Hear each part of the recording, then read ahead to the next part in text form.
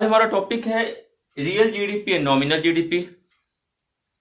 Question ऐसे आएगा कि what is real GDP and what is nominal GDP, या क्वेश्चन ऐसे होगा what are the differences between real GDP and nominal GDP.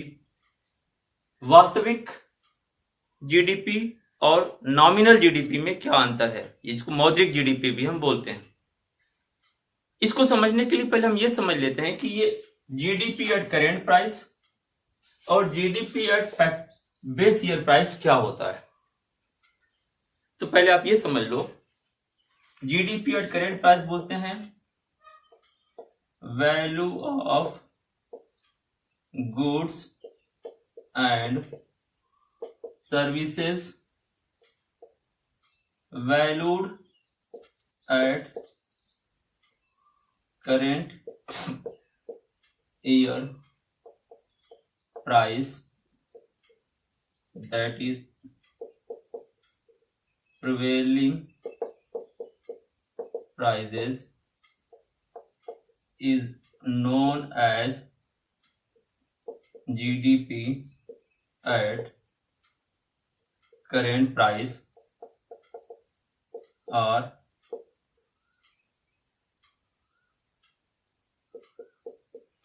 nominal GDP। तो GDP at current price को हमने क्या लिखा, value of goods and services valued at current year price, that is prevailing prices, is known as GDP at current price. It is also known as a nominal GDP.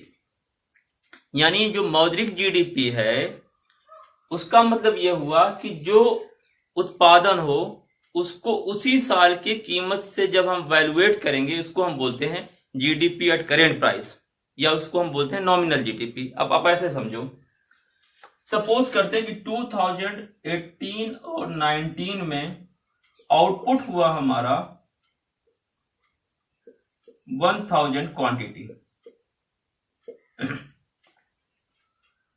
यानी 2018 और 19 में production कितना हुआ 1000 unit. इसको हम evaluate करें किस कीमत पर, प्रिवेलिंग प्राइसेस, यानी प्रिवेलिंग प्राइसेस का मतलब है करेंट ईयर प्राइसेस, यानी 2018 और 19 के प्राइस से हम जब इसका वैल्यू निकालेंगे उसको हम बोलते हैं जीडीपी एट करेंट प्राइस। तो हम मान लेते हैं 2018 और 19 में प्राइस है 10 रुपीज पर यूनिट, तो जीडीपी एट करेंट प्राइस क्या हो जाएगा, 1000 इंटू 10 इज इक्वल टू 10,000।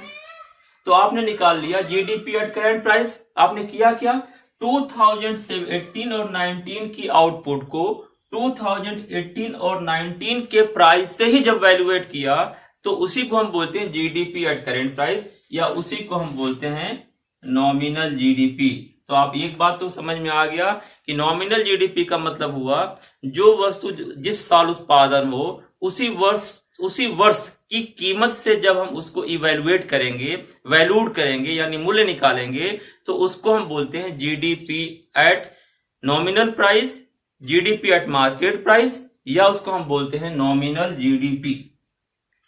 अब जीडीपी एट बेस ईयर, तो बेस ईयर क्या होता है, हमेशा सरकार ऐसे ईयर को बेस ईयर एस्टिमेट करती है, अनाउंस करती है जो जिसमें फ्लक्चुएशंस ना हो, जिनमें इन्फ्लेशन ना हो, जिसमें डिफ्लेशन ना हो। यानी हम बेस ईयर कह सकते हैं कि नॉर्मली गवर्नमेंट क्या अनाउंस करती है, उस ईयर को बेस ईयर अनाउंस करती है जो एक सामान्य नॉर्मल ईयर हो।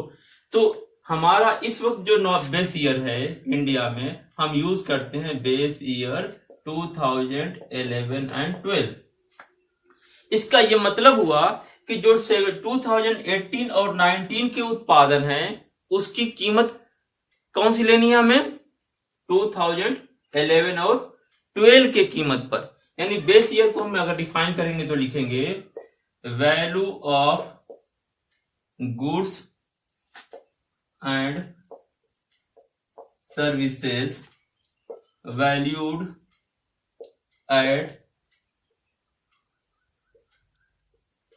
Base year price is known as GDP at base year or real GDP।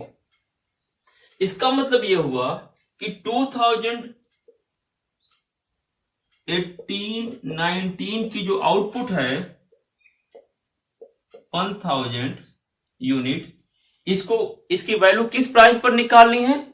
Base year की प्राइस पर। तो बेस ईयर की प्राइस क्या है? बेस ईयर हमारे लिए अनाउंस हुआ था 2011 और 12। मान लेते हैं कि इस सामान की बेस ईयर यानी 2011-12 में प्राइस क्या थी? 5 rupees per unit, 5 rupees per unit.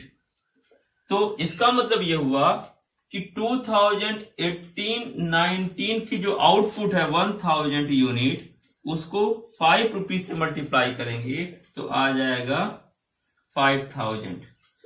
तो ये 5000 हुआ 2018 और 19 की जो आउटपुट है, उसको हम इवेलुएट करें बेस ईयर की प्राइस पर, इसको हम बोलते हैं रियल जीडीपी। और जब हम करेंट ईयर की प्राइस पर इवेलुएट करते हैं तो उसको हम बोलते हैं नॉमिनल जीडीपी।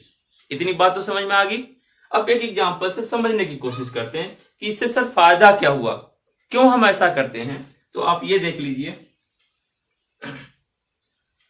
मान लेते हैं 2018 और 19 में प्रोडक्शन 100,000 यूनिट हुआ और 2019 और 20 में प्रोडक्शन 1000 यूनिट ही रहा। यानी 2018, 19 और 2019 और 20 में प्रोडक्शन नहीं बढ़ा, लेकिन यहां जो प्राइस 10 रुपीज पर यूनिट थी, अब ये 20 रुपीज पर यूनिट अगर हो गई तो आप नॉमिनल जीडीपी निकालेंगे तो होगा क्या? 2018-19 की जीडीपी आ जाएगी 10,000 और 2019-20 की जीडीपी आपको दिखाएगी 20,000। यानी 1000 इंटू 20 जब आप करेंगे तो 20,000 आ जाएगा। हुआ क्या कि प्रोडक्शन तो कुछ नहीं बढ़ी, प्रोडक्शन तो सेम रहा, लेकिन सिर्फ प्राइस के बढ़ जाने से जो जीडीपी है, नॉमिनल जीडीपी आपका 10,000 की बजाय 20,000 दिखने लगा, यानी डबल दिख रहा है। लेकिन वास्तविकता क्या है कि आउटपुट में कोई चेंज नहीं हुआ इन 2 सालों में, इसीलिए जो नॉमिनल जीडीपी है वो प्राइस से अफेक्टेड होगा। अगर प्राइस बढ़ जाएगी, प्रोडक्शन नहीं भी बढ़ेगा, तो हमारी जीडीपी ज्यादा दिखेगी, जिसका कि लोगों के जीवन स्तर पर कोई फर्क नहीं पड़ेगा। इसीलिए हम क्या करते हैं, इसको निकालते हैं किस पर? बेस ईयर पर। अगर हम मान लेते हैं कि बेस ईयर 18-19 को ही मान लेते, तो अगर हम 2019-20 के आउटपुट की वैल्यू निकालते तो क्या होता? 1000 इंटू 10 इक्वल टू 10,000।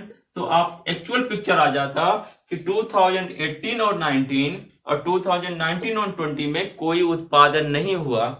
इसीलिए हम रियल जीडीपी से वास्तविक स्थिति को जानने के लिए, एक्चुअल ग्रोथ को जानने के लिए हम रियल जीडीपी को यूज करते हैं, नॉमिनल जीडीपी को यूज नहीं करते हैं। यानी अर्थव्यवस्था में जो कुछ भी उत्पादन होता है उसका हम दोनों मूल्य निकालते हैं, रियल जीडीपी का भी वैल्यू निकालते हैं, नॉमिनल जीडीपी का भी मूल्य निकालेंगे। लेकिन देश की वास्तविक स्थिति को कौन बताता है? रियल जीडीपी बताता है। अब हम यह देखते हैं कि रियल जीडीपी और नॉमिनल जीडीपी में कौन सा बेटर इंडिकेटर है। तो बेटर इंडिकेटर रियल जीडीपी क्यों है? क्या पहला है, real GDP represent actual picture of the economy.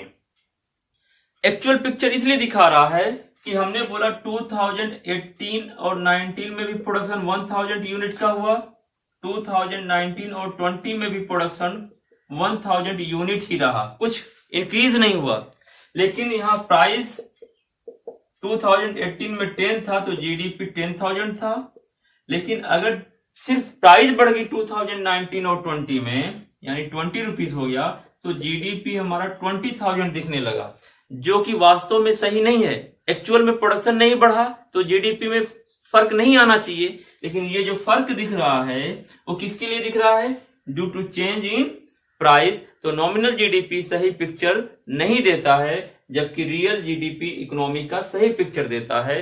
तो why real GDP is better indicator, तो हम लिखेंगे real GDP represents actual picture of the economy. दूसरा है real GDP eliminate the effect of change in the price whereas nominal GDP does not. Real GDP जो price के change होने का effect है उसको खत्म कर देता है, जबकि नॉमिनल जीडीपी ऐसा नहीं करता।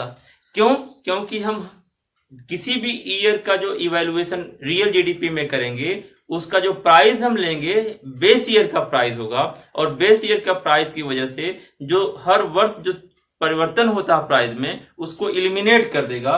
तो यही करा real GDP eliminate the effect of change in price whereas nominal GDP does not, यानी रियल जीडीपी जो कीमत में चेंज होता है इसको खत्म कर देता है, जबकि नॉमिनल जीडीपी ऐसा नहीं कर पाता। अगला है real GDP enable us to make year to year comparison of change in quantity of output and goods and services. Real GDP से ही हम वास्तव में ये पता कर पाएंगे कि जीडीपी में जो चेंज हो रहा है वो आउटपुट के चेंज के कारण है कि प्राइस के कारण है। तो रियल जीडीपी हम इसलिए भी कैलकुलेट करते हैं जिससे कि हमें हर साल जो परिवर्तन हो रहा है क्वांटिटी में उसकी स्थिति का सही से पिक्चर मिल सके। यानी एक्चुअल सिचुएशन इकोनॉमी की अगर हमें जाननी है तो हमें नॉमिनल जीडीपी की बजाय रियल जीडीपी को पढ़ना पड़ेगा। इसीलिए हम कहते हैं कि real GDP is better indicator of economic development and welfare. अगला है real GDP is also helpful in making international comparison of economic performance of different country. Real GDP से ही हम अलग अलग देशों की तुलना कर सकते हैं, कंपैरिजन कर सकते हैं, नॉमिनल जीडीपी से हम नहीं कर सकते हैं। तो अल्टीमेटली आप ये लिखेंगे कि रियल जीडीपी क्या है और नॉमिनल जीडीपी क्या है, फिर आप ये बताएंगे इस पॉइंट को लिख के कि why real GDP is a good indicator of economic development and welfare. तो आज के लिए इतना ही। अब अगले लेक्चर में हम देखेंगे what is the difference between real GDP and nominal GDP.